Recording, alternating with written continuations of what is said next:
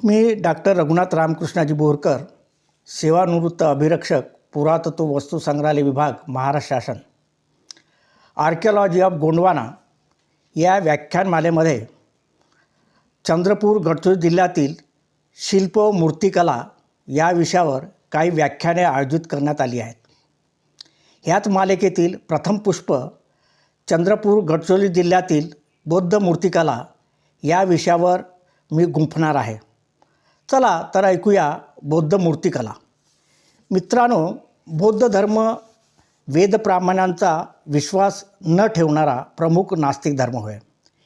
या धर्माची मुहूर्तमेढ शाक्य कुलोत्पन्न गौतम बुद्धाने सुमारे 2500 वर्षापूर्वी वाराणसीजवळ सारनाथ येथे रोवली.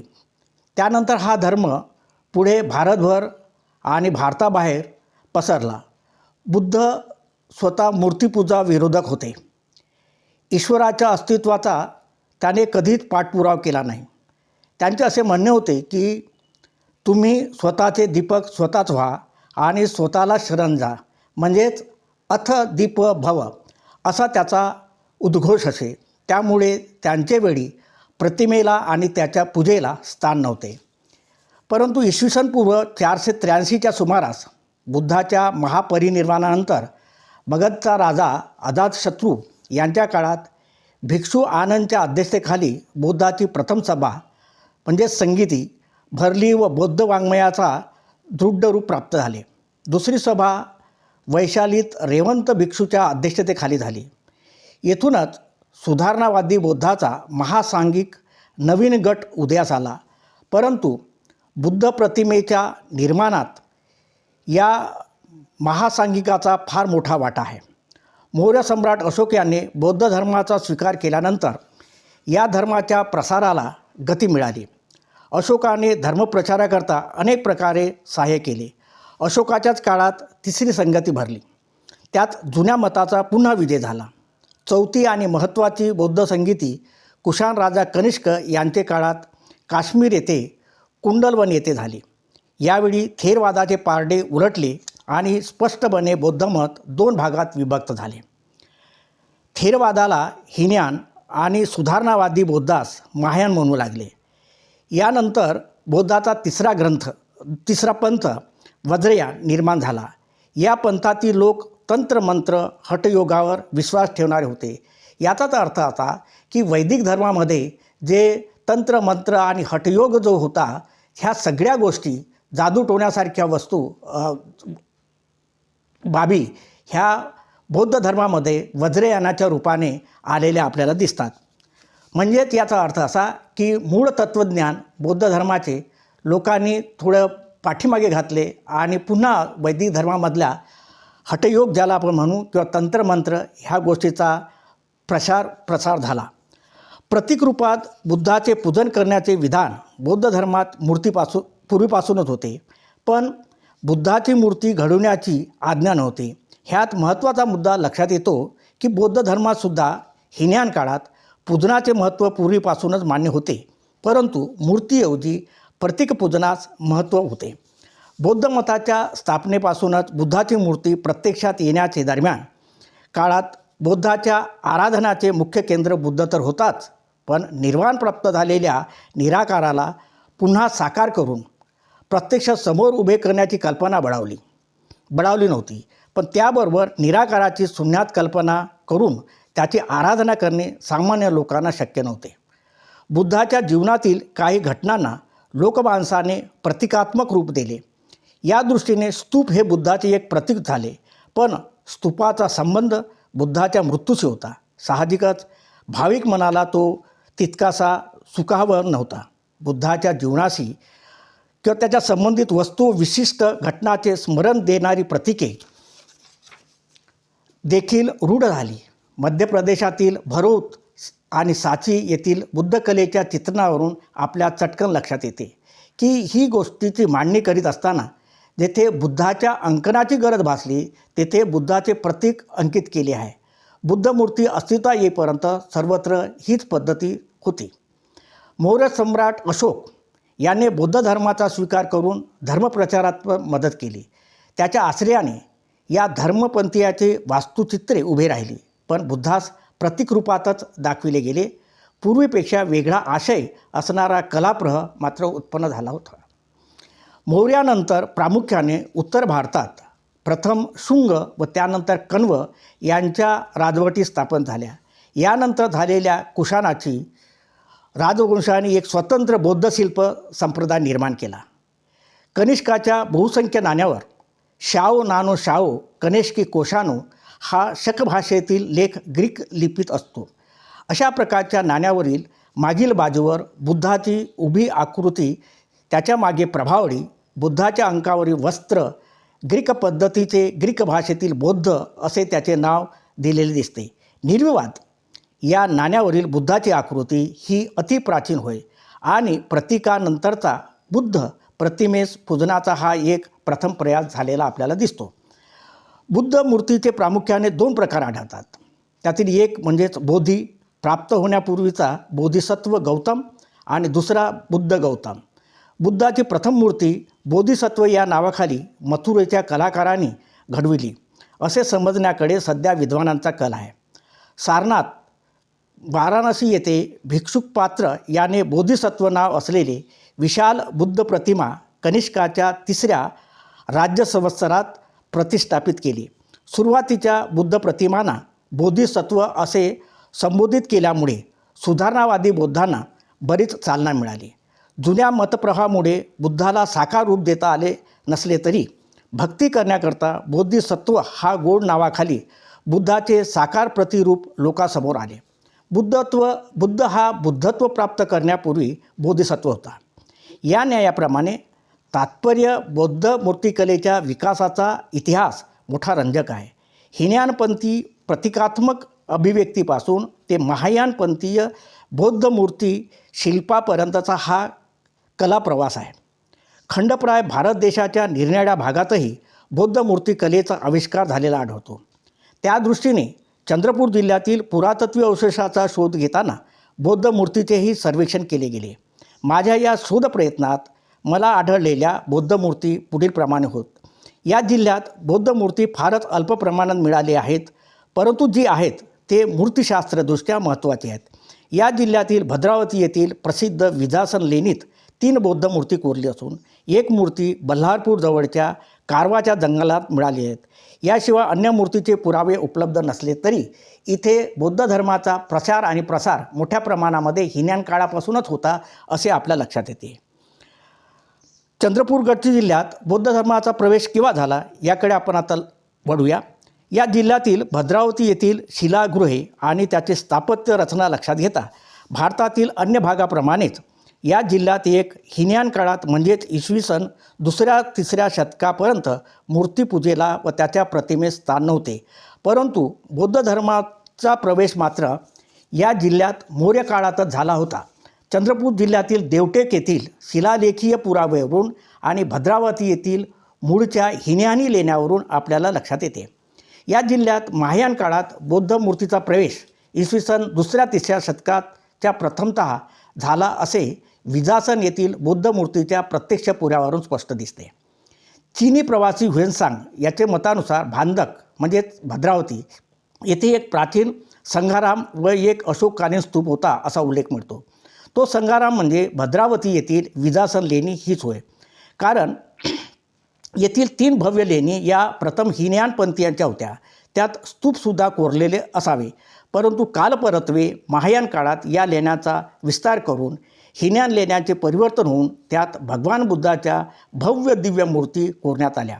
अशा प्रकारे या जिल्ह्यात बुद्ध मूर्तीचा प्रवेश इसवी सन 2ऱ्या-3ऱ्या शतकात म्हणजेच महायान काळात झाला असे आपल्या लक्षात येते. उत्तरेत शुंग कण्व यांच्या समकालीन असे दक्षिण भारतातील महत्त्वाचे राजघराणे म्हणजे सातवाहन घराणे होय. याचे काळात बौद्ध शिल्पाचा परिपोष झाला. या घराण्यापैकी कोणी महत्त्वाचे राज्य बौद्ध धर्मीय असावे हे जरी स्पष्ट नसले तरी हे राज्यकर्ते सर्व धर्माच्या अनुयायांना सहिष्णुतेने वागवित होते. म्हणजे सेक्युलरम पद्धती त्या काळात होती एवढंच आपल्या लक्षात येते. इतकेच नव्हे तर कित्येकदा सक्रिय सहाय्यही केल्याची उदाहरणे आहेत.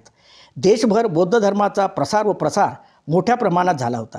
विशेषतः जमीनदार, कारागीर वर्ग आणि धनिक व्यवसायी यामध्ये या धर्माचे अनुयायी खूपच होते. त्याने बौद्ध स्तूप उभारणीस आणि भिक्षू संघाच्या उपजीविकेस सढळ हाताने सहाय्य केले. बौद्ध कला राजवंशावरतीच अवलंबून न राहता तिला लोकांशही प्राप्त झाले. विजासन लेणीत दाद देणारा सातवाहन कुलोत्पन्न विजय सातकर्णी हा इसवी सन 2ऱ्या शतकात होऊन गेलेला एक सम्राट होय, असा एक मतप्रवाह आहे. त्याच्या नावावरच या संग्रामास विजासन म्हणजेच विजयाने दिलेले आसन म्हणजेच बसण्याचे राहण्याचे स्थळ ह्याचाच पुढे अपभ्रंश शब्द विजासन झाला असे मत आहे. एका सातवाहन राजाने, कदाचित विजय सातकर्णी हा असावा, आपला मित्र नागार्जुन यास आपल्या राजधानीस विहार बांधून देण्याचा उल्लेख कथा साहित्यात आणि बौद्ध ग्रंथातही मिळतो. आणि या मताच्या पृष्ठार्थ ह्युएनसांगच्या माहितीचा आधार घेता असे लक्षात येते की मुळातच हिन्यान लेणी असलेल्या या लेणीत इसवी सन 2ऱ्या शतकात सातवाहन काळात सुधारणा करून आणि त्यात भगवान बुद्धाच्या मूर्तीची स्थापना करून ती बौद्ध भिक्खूंना देण्यात आली असावी. बौद्ध यानंतरचा वास्तुसंबंधीचा उल्लेख भद्रावतीत मिळालेल्या इसवी सन 6व्या-7व्या शतकातील सोमवंशीय पांडुवंशी भवदेव रणकेशरीच्या शिलालेखातून आपणास मिळतो. पांडुवंशी नरेश उदयन याचा नातू भवदेव नरकेशरी बुद्धाला शरण गेला आणि त्याने बौद्ध मंदिराचा जीर्णोद्धार करून विहार, वापी, कूप, सभाभवन, चैत्य बांधल्याचे त्याची कीर्ती वृद्धिंगत झाली असा उल्लेख सदर शिलालेखावर मिळतो. ह्यावरून सातवाहनानंतर पुन्हा भद्रावती येथे बौद्ध वास्तूची डागडुगी भवदेवाच्या काळात झाली असे दिसते.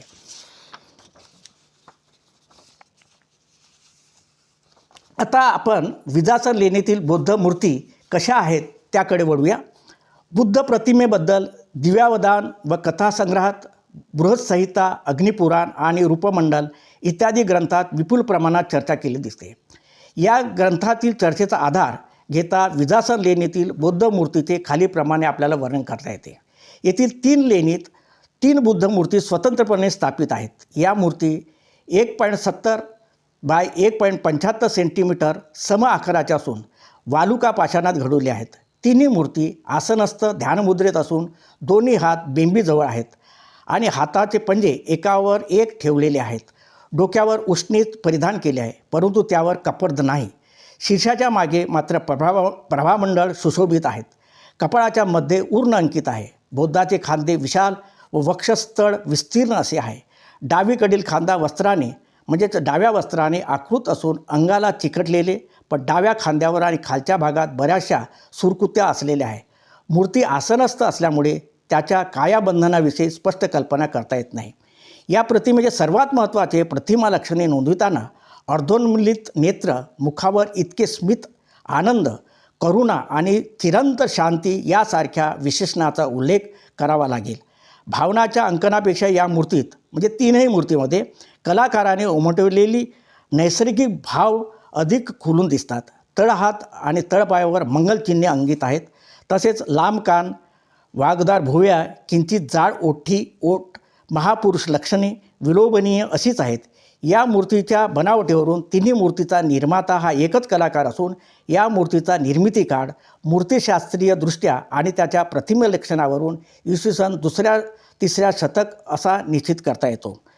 या मूर्त्या सारख्याच आकाराच्या आणि सारख्याच प्रतिमा लक्षणाची असली तरी या तिन्ही मूर्तीची एकाग्र चित्ताने अवलोकन करता त्याच्या मुखमंडलातील भाव मात्र निश्चितपणे भिन्न भिन्न मात्र जाणवते. या विशाल आकारातील बुद्धमूर्ती केवळ चंद्रपूर गडचिरोली जिल्ह्यातीलच भूषण नव्हे तर अजंठा वगळता संपूर्ण मध्य भारतातील ह्या एकमेव मूर्ती होत. त्यानंतरचे बोधिसत्व ही मूर्ती भद्रावती येथील प्राथमिक आरोग्य केंद्राजवळ असलेल्या लेणीतील अंगणात ठेवलेली आहे. या मूर्तीचा फक्त शीर्षभाग शिल्लक असून ही मूर्ती काही वर्षापूर्वी गाळाने भरलेल्या लेणीसमोर होती. आता लेणीतील गाळ पूर्णपणे काढण्यात आला आहे. ही मूर्ती वालुका पाषाणात घडवली असून या मूर्तीचा फक्त बेंबीपासून वरचा भाग शिल्लक असून दोन्ही हात खंडित आहेत. असे जरी असले तरी त्याची परिधान केलेल्या गळ्यातील अलंकरणावरून ही मूर्ती बोधिसत्वाची होय हे म्हणण्या इतपत आजही पुरावा त्यात उपलब्ध आहेत. शीर्षाच्या मागे 3 स्तरावरील हारयष्टी अलंकृत प्रभामंडल आहे. डोक्यावर उष्णीस, लांब कान, भुवयांची जास्त वाक असलेली लांबट ठेवण, पूर्ण उघडे डोळे, सरळ नाक इत्यादी लक्षणाबरोबरच मुखावरील हलके स्मित, करुणा व शांती हे भाव विलोभनीय असेच आहेत. ही मूर्ती पांडुवंशीय भवदेव यांचे काळात इसवी सन 6व्या-7व्या शतकात घडवली असावी, म्हणूनच या मूर्तींना भारतीय मूर्तिकलेत अनन्य असं महत्त्वस्थान आहे. विजासन आणि प्राथमिक आरोग्य केंद्र येथील बुद्धमूर्तीच्या उल्लेखानंतर कालानुरूप म्हणजेच इसवी सन 8व्या-9व्या शतकात घडवलेली आणि अलीकडेच सन 1981मध्ये कारवा येथील जंगलात मिळालेल्या बल्लारपूर जिल्हा चंद्रपूर येथील बुद्धमूर्तीचा उल्लेख करावा लागतो. ही बल्लारपूर मूर्ती कशी? ही मूर्ती एका भव्य शिडेवरती बल्लारपूरपासून 6-7 किलोमीटर अंतरावरील कारव्याच्या जंगलात कोरली होती. सन 1981मध्ये स्थानिक नागरिकांनी या मूर्तीचा शोध लागल्यानंतर विशाल शिडीतून कापून काढून बल्लारपूर येथे आणली आणि त्यानंतर महाराष्ट्र शासनाच्या पुरातत्व विभागाने ही मूर्ती ताब्यात घेऊन ती आता नागपूर येथील मध्यवर्ती संग्रहालयात सुरक्षित ठेवण्यात आली आहे. ही मूर्ती वालुकापाषाण घडवली असून ती 1 मीटर उंच आणि 84 सेंटीमीटर रुंद आहे. भगवान बुद्ध धम्मचक्र परिवर्तन मुद्रेत असून पर्यंकासनात बसले आहे. त्याच्या पायाचे तळवे वर दिसतात. बुद्धाचा उजवा खांदा उघडा असून डाव्या खांद्यावरून गुडघ्यापर्यंतचे अंग सचोटीचे झाकलेले आहेत आणि कापडाच्या मोडी या जाड अशा खाचांनी दाखवलेल्या आहेत. बुद्धाचा चेहरा गोलाकार असून कान सर्वसाधारणपणे आकारापेक्षा अधिक रुंद वाटतात. डोक्यावर उष्णीस असून त्यावर कफरदा आहे. मूर्ती मूळ पाषाणापासून कापून काढली असल्यामुळे शीर्षाच्या मागील प्रभामंडलाविषयी निश्चितपणे विधान करता येत नाही. सरळ नाक आणि अर्धोन्मीलित नेत्रामुळे मूर्ती अधिकच विलोभनीय वाटते. मूर्तिशास्त्रीय या मूर्तीचा निर्मिती काळ इसवी सन 8वे-9वे शतक ठरवता येतो. ही मूर्ती घडवण्याचे काय प्रयोजन होते आणि ती एका भव्य शिडेवर कोरून दुरावस्थेत का ठेवण्यात आली आदी प्रश्न मात्र अनुत्तरितच आहेत. ह्या जिल्ह्यात विष्णूच्या दशावतार शिल्पासोबत मार्कंड येथील दशावतार मंदिरात सुद्धा बुद्ध प्रतिमा बघास मिळतात. म्हणजेच वैष्णव धर्मामध्ये बुद्ध धर्माला स्थान देण्याचं हे एक असफल प्रयत्नात दिसतो. अशा प्रकारे या जिल्ह्यात महायान काळात इसवी सन 2ऱ्या-3ऱ्या शतकापासून ते इसवी सन 8व्या-9व्या शतकापर्यंत आणि विष्णूचा दशावतार शिल्पात बुद्धमूर्ती घडवल्या गेली आणि या काळात बुद्धाची मूर्तिरूपात पूजन केले होते हे स्पष्ट होते. संपूर्ण चंद्रपूर गडचिरोली जिल्ह्यात फक्त काही ठिकाणीच मूर्ती असल्याचे निदर्शन आले असले तरी त्यामुळे या जिल्ह्यातील बौद्ध कालखंडावर आणि त्या काळातील कलासंपदेवरती महत्त्वपूर्ण प्रकाश टाकण्यास मोलाची मदत होते.